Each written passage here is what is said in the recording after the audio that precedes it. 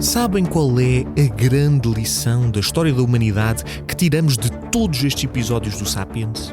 É que, quando temos acesso às ferramentas certas, a criatividade humana não conhece limites. Foi por isso que fizemos esta parceria com a Shopify. A Shopify é a melhor opção para quem quer criar um negócio online e tornar os seus sonhos realidade. Se antigamente Napoleão tinha de marchar por toda a Europa ou César tinha de atravessar o Rubicão, hoje podemos criar os nossos próprios impérios a partir do conforto da nossa casa. Basta ir a shopify.com, começar a sua avaliação gratuita e mais uma rota comercial bem-sucedida. Até Alexandre o Grande ter inveja de todo o mundo de possibilidades que se abre a qualquer negócio que escolhe processar as suas vendas com a Shopify. Compras e pagamentos que funcionam na perfeição, sem confusões nem dúvidas. Basta ir a shopify.com, repito, shopify.com, começar a sua avaliação gratuita e explorar a nova rota da seda, que é a Shopify. O nosso agradecimento à Shopify por patrocinar este episódio.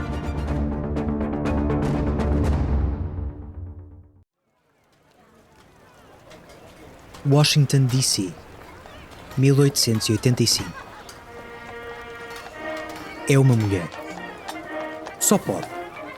A figura alta, de cabelos presos em tranças curtas e vestido decorado com símbolos nativos, atravessa uma rua de Washington e desperta a curiosidade de toda a gente. Sim, é uma mulher. Só pode. Uma mulher nativa com a sua pele morena e olhos arregalados, a olhar para as fachadas dos edifícios, para os cabos dos telégrafos e para as ruas apinhadas de gente como quem vê, pela primeira vez, um maravilhoso mundo novo. E, no entanto, foge. A mulher escapa-se dos olhares dos curiosos e desaparece por entre a multidão. Vão encontrá-la só mais tarde, num pequeno parque solarengo. O único pedaço de natureza que conseguiu encontrar sem pedra, madeira, ferro ou vidro. Senta-se na relva, com as pernas esticadas. E à sua frente, pendurado por cordas aos ramos de uma árvore, está um estranho dispositivo de fios verticais. É um tiar. A mulher indígena sentou-se num parque em Washington, D.C. e está a tecer. A imagem é irresistível. Os curiosos amontoam-se, aparecem jornalistas, gritam-lhe perguntas às quais a mulher não responde. Alheia à confusão à sua volta, fixa os olhos nos próprios dedos que vão dedilhando e fazendo vibrar levemente as cordas do seu tiar. A novidade passa. Os curiosos dispersam. Só 2 ou 3, os mais pacientes, veem surgir por entre a mestria daqueles dedos um friso colorido de pano, repleto de padrões e geometrias maravilhosas. E sorriem. São também estes atentos observadores quem estuda a mulher de perto e repara que não é uma mulher. Mas também não é um homem. É um ser misterioso que não pertence nem àquelas ruas, nem àquele parque, mas sim a outro mundo bem diferente. Esta é a história de Wiwa.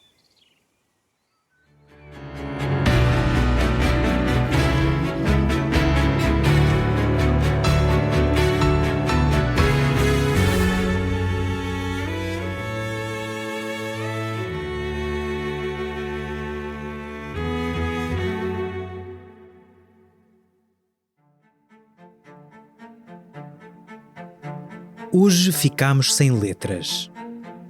Na nossa sigla LGBTQIA+, é provável que a heroína da nossa história só coubesse no mais, mas não é assim tão fácil. Na verdade, há um termo específico para a definir: two-spirit, ou 2 espíritos. Alguém que se identifica como tendo em si um espírito masculino e outro feminino. E se isto vos parece algo mágico ou espiritual, é porque é mesmo. Dois espíritos é um termo único que só encontramos numa única comunidade, os nativo-americanos.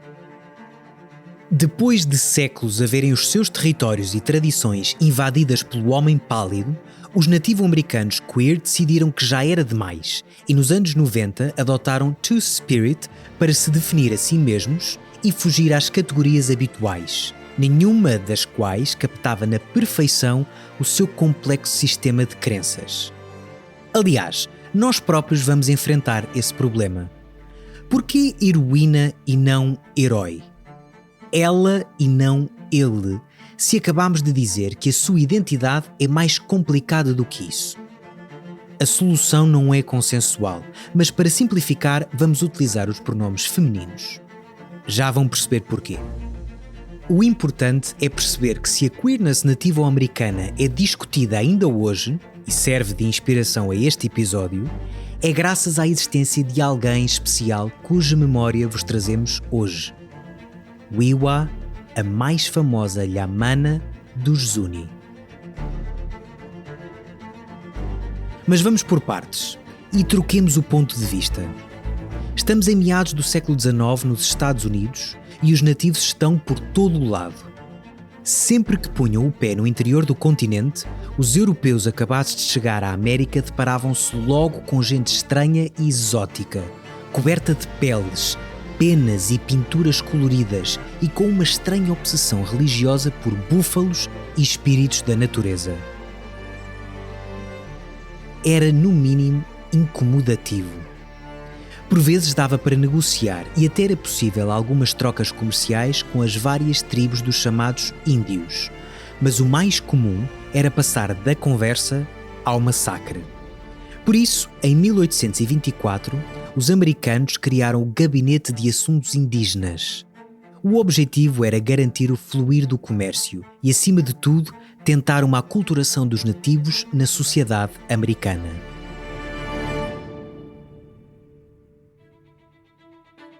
Para os americanos, a única forma de construir um país a sério, do Atlântico ao Pacífico, era converter os nativos à sua forma de vida. No fundo, se não podes vencê-los, faz com que se juntem a ti. Foi neste contexto que, em 1849, nasceu o herói, ou heroína, da nossa história de hoje, Wiwa. A sua família era de origem Zuni, os habitantes de Zuni Pueblo, naquilo que é hoje o Novo México. Os Zuni dedicavam-se sobretudo à agricultura, nomeadamente ao cultivo de milho, trigo, feijão e abóbora, bem como à criação de gado. Mas a sua verdadeira especialidade era o artesanato: cerâmica, pintura, joalharia, escultura. Através do barro, das tintas e das madeiras, os Zuni mantinham viva a sua tradição milenar, como se cada objeto fosse também um livro de história e uma relíquia religiosa. E parte integrante desse passado era a sua relação com os europeus, que até então tinha sido traumática. Mais de 300 anos antes, os Zuni tinham apanhado os primeiros espanhóis a imiscuir-se no seu território. E apesar de um primeiro contacto diplomático, em 1680 os vários clãs dos Zuni uniram-se entre si numa revolta contra os espanhóis. Quando viram chegar mais homens pálidos, os Zuni já sabiam que ia dar asneira. Wiwa cresceu num ambiente de conflito iminente, não contra os espanhóis, mas contra os estrangeiros que se autoproclamavam americanos. Os seus pais morreram quando ela era ainda pequena, provavelmente vítimas de varíola, e Wiwa e o seu irmão foram adotados por uma tia paterna de uma família rica e influente entre os Zuni.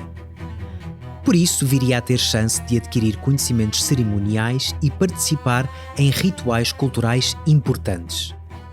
Mas a sua vida mudou logo aos 3 ou 4 anos de idade, quando os Zuni reconheceram em Wiwa os primeiros sinais de algo extraordinário. Era uma mistura de características físicas com algo intangível, misterioso, espiritual. Aquela criança não era como as outras. Podia ter nascido como um menino, mas não se esgotava aí. Wiwa era Yamana, e a partir dali, a sua vida nunca mais seria a mesma. Tal como na sociedade europeia, os papéis de género entre os Zuni estavam bem definidos. Os homens caçavam e eram agricultores e líderes religiosos. Já as mulheres cozinhavam, faziam olaria e eram donas de casa. No entanto, havia uma minoria de Zuni muito respeitada que fazia a ponte entre os dois géneros: os Lhamanas. Lhamana é o termo Zuni que designa pessoas que nascem com o sexo masculino, mas que se apresentam de formas tradicionalmente femininas e, por isso, são educados para desempenhar papéis culturais associados às mulheres. Fisicamente eram homens, mas vestiam-se principalmente como mulheres e os seus papéis na comunidade iam do masculino ao feminino, viajando livremente entre os dois lados da dicotomia.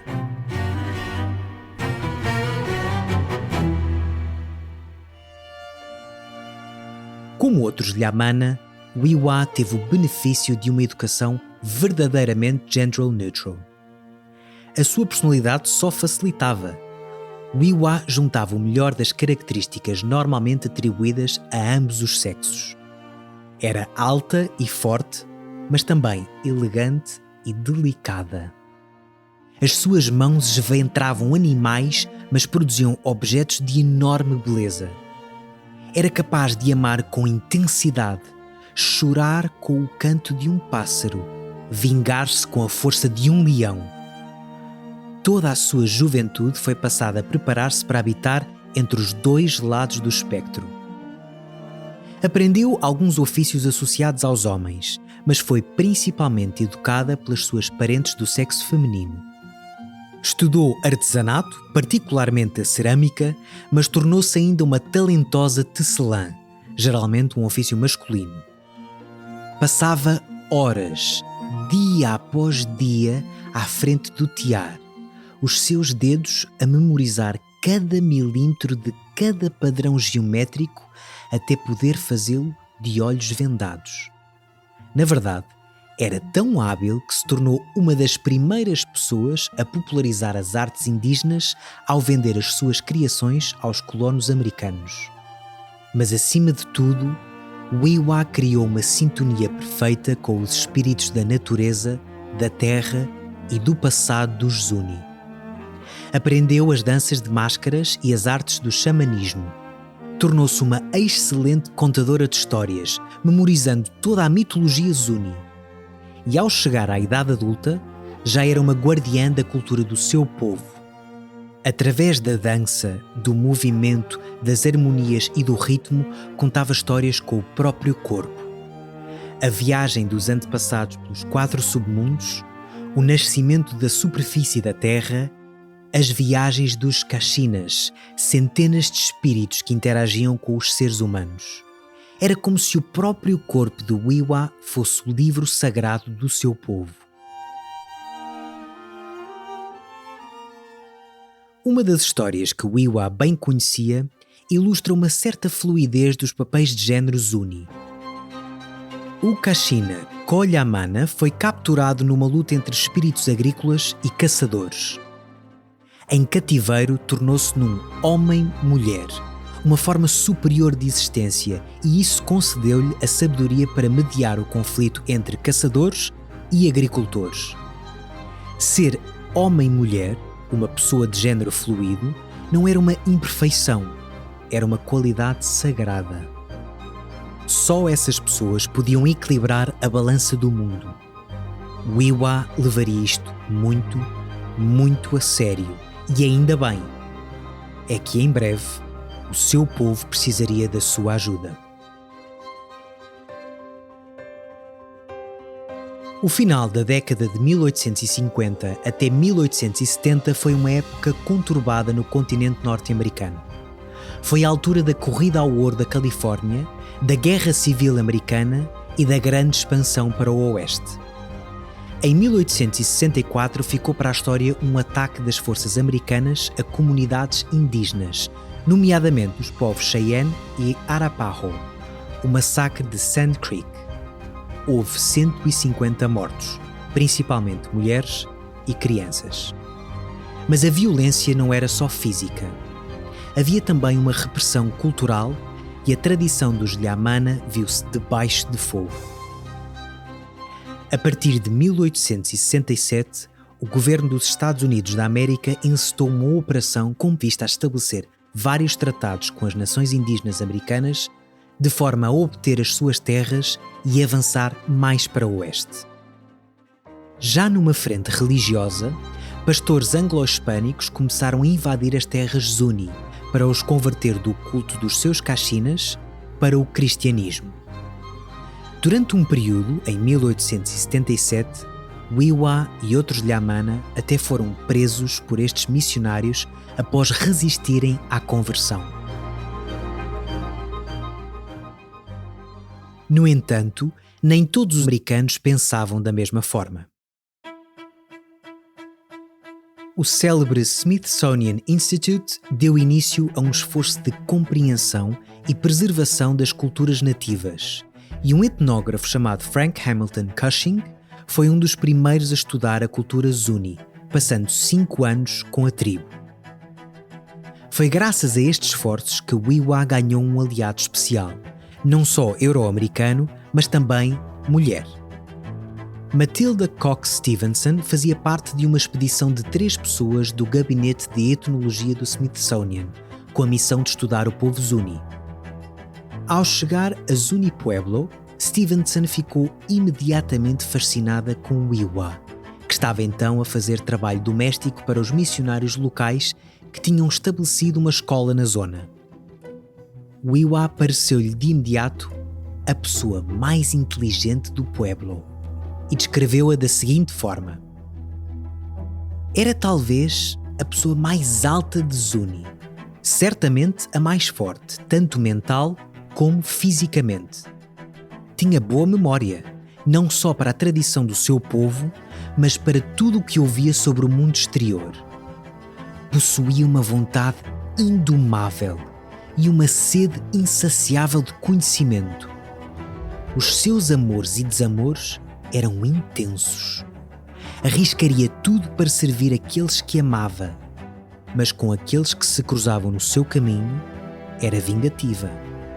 Embora severa, era considerada justa. Apesar de uma enorme barreira linguística, Stevenson e Wiwa tornaram-se grandes amigas, e Stevenson voltaria inúmeras vezes para a visitar. Wiwa tornou-se hábil a falar inglês e partilhou a sua sabedoria de artesã com Stevenson, explicou o significado de várias obras e doou algum do seu próprio artesanato para as coleções do Museu Nacional Smithsonian. Stevenson estava fascinada. Aquela Zuni era o antídoto para os preconceitos americanos, o oposto do clichê do índio selvagem e guerreiro. Por isso, em 1885, convidou Wiwa para acompanhar até um lugar distante, o centro do Império do Homem Pálido, Washington, D.C.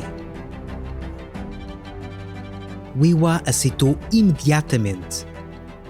Queria visitar a capital daqueles que ameaçavam a sua forma de vida. Quem sabe falar com o seu líder e, com sorte, poderia mudar os destinos do seu povo. A viagem foi longa. Wiwa e Stevenson atravessaram mais de 3.000 quilómetros até chegarem a Washington, D.C. Wiwa ficou chocada com as ruas sujas e cheias de multidões e com os edifícios altos de madeira de onde saíam estranhos cabos metálicos. Mas os americanos também não sabiam bem o que pensar dela. Pelas roupas que trazia vestida, tinha de ser uma mulher. Mas como seria isso possível se as delegações de nativos nunca incluíam mulheres num papel de destaque?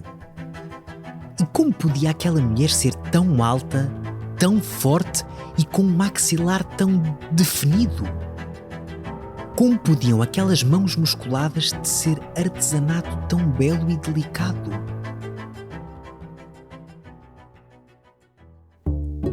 Para a incredulidade geral, Wee-Waa demonstrava os seus ofícios em público.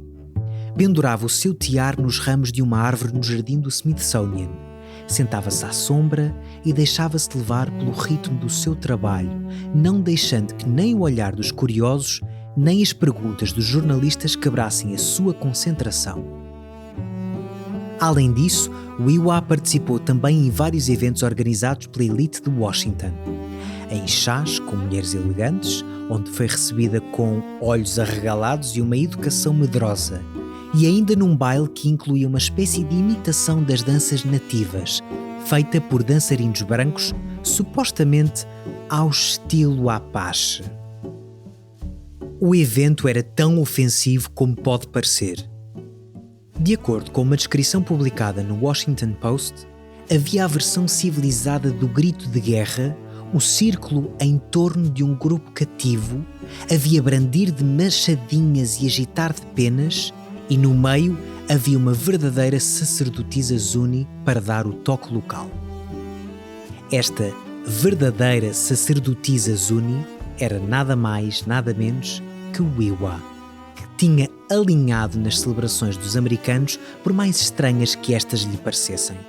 Aliás, viria a dizer mais tarde que tinha sido um espetáculo agradável, ainda que nunca tivesse visto aquelas supostas tradições Zuni entre o seu povo. Em breve chegaria o momento áureo da sua viagem. O verdadeiro motivo que a levara a abandonar a tribo e a fazer milhares de quilómetros.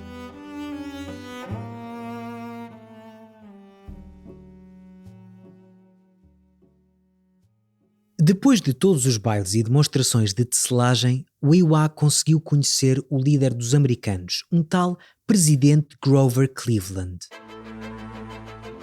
Os dois faziam um contraste delicioso. O porte atlético e as cores exóticas de Wee-Waa contrastavam com o presidente inchado e bonacheirão, com uma cabeça em forma de ovo e um bigode impecavelmente penteado.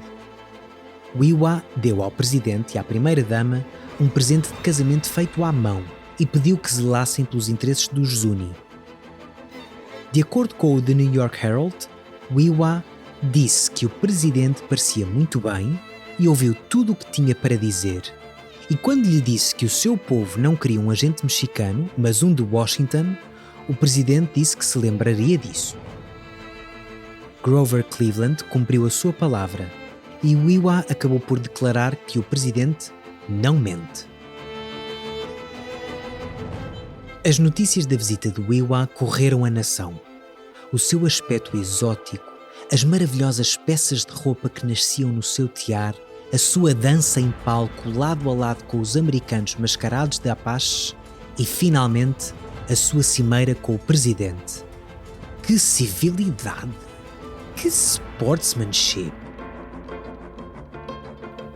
Os Zuni tornaram-se numa das tribos indígenas mais famosas e discutidas entre os americanos na década de 1880.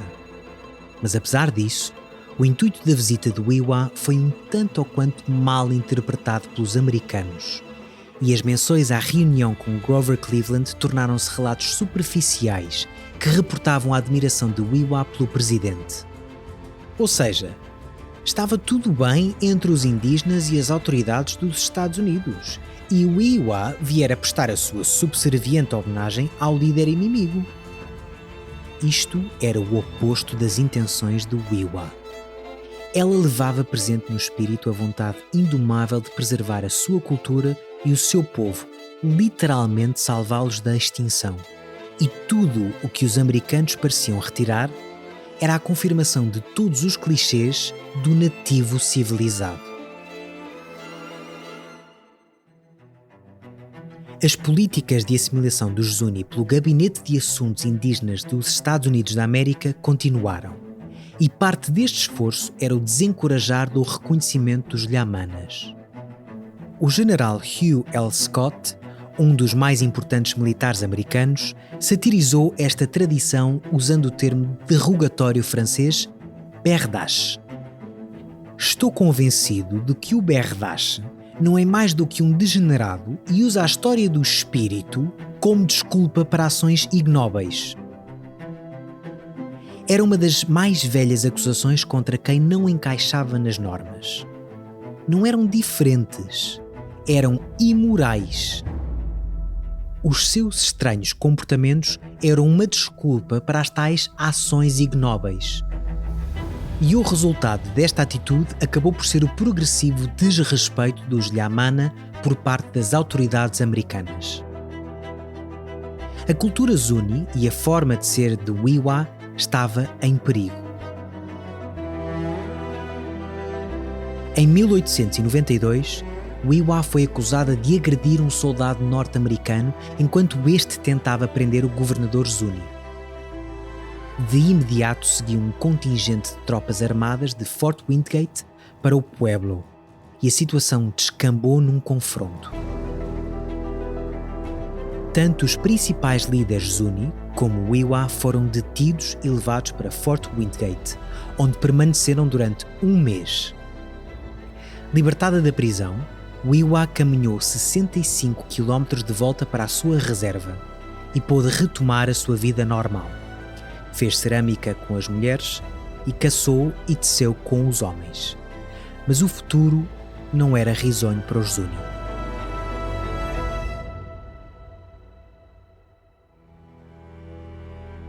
Apenas 4 anos depois, em 1896, Wiwa veio a morrer de uma doença cardíaca. Tinha 47 anos. Os Zuni viram a sua morte como uma calamidade. Quando souberam da sua doença, tudo fizeram para aliviar a sua dor. De acordo com Matilda Stevenson, a etnóloga amiga de Wiwa que testemunhou a sua morte, a Yamana pediu-lhe para se aproximar e, com a voz trêmula, disse-lhe em inglês: "Mãe, vou para o outro mundo. Diga adeus a todos os meus amigos em Washington. Diga adeus ao presidente Cleveland, meu amigo. Mãe, ame todo o meu povo. Proteja-os. São seus filhos. Você é a mãe deles." Com o seu último suspiro, Wiwa deixava uma mensagem de paz e tolerância. A perseguição aos Yamana continuou pelo século XX fora. Tiveram de se resguardar dos olhos do público, manter as suas identidades privadas para não suscitarem o interesse das autoridades. O ataque à vida dos nativo-americanos não ficou, é claro, por aqui. Viram as suas religiões criminalizadas, as suas soberanias eliminadas, as suas terras reduzidas a pequenas reservas sob jurisdição federal. Estavam finalmente civilizados. Mas a história de Wiwa e dos Yamana não acabou aqui. Em 1930, a tradição tinha quase desaparecido, embora se saiba hoje que mais de 150 tribos tinham a sua própria versão dos Yamana. Com o surgimento do movimento LGBTQIA+, nos anos 70 e 80, a tradição Yamana foi finalmente redescoberta e figuras como Wiwa reganharam relevância. A figura dos Yamana evoluiu, principalmente no final do século XX, depois de muita discussão na comunidade LGBTQIA+, nativo-americana, para o uso do termo Two Spirit, dois espíritos, que discutimos no início do episódio. O termo foi proposto pela investigadora Elder Myra Laramie na terceira Conferência Anual Intertribal de Nativos Americanos, Primeiras Nações, Gays e Lésbicas Americanas, em 1990, e foi imediatamente aceite. Dois espíritos conseguia simultaneamente dar a sensação de fluidez de género, mas também ser fiel à espiritualidade dos nativo-americanos. E Wiwa será para sempre uma das suas principais referências.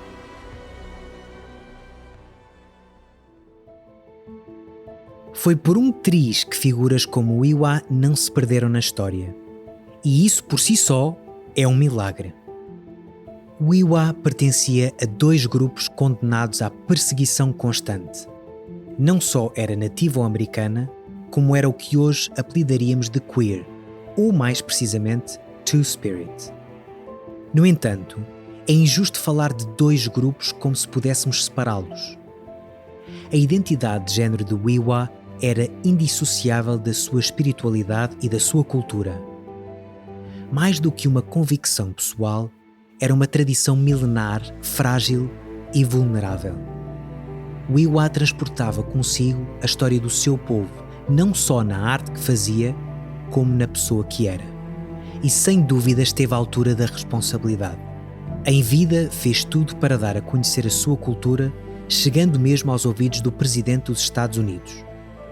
E na morte, o seu exemplo influenciou gerações de Zuni e outros nativo-americanos queer na sua procura por uma identidade cultural e sexual. Hoje em dia, os Zuni persistem na sua reserva, onde vivem pouco menos de 8.000 pessoas. A sua língua é considerada vulnerável e o seu futuro, como o de outras comunidades nativo-americanas, é incerto. Mas a memória de Wee-Waa resiste ainda, a par de outras tantas heroínas de tantas outras minorias, para nos relembrar que ser diferente é a coisa mais normal do mundo.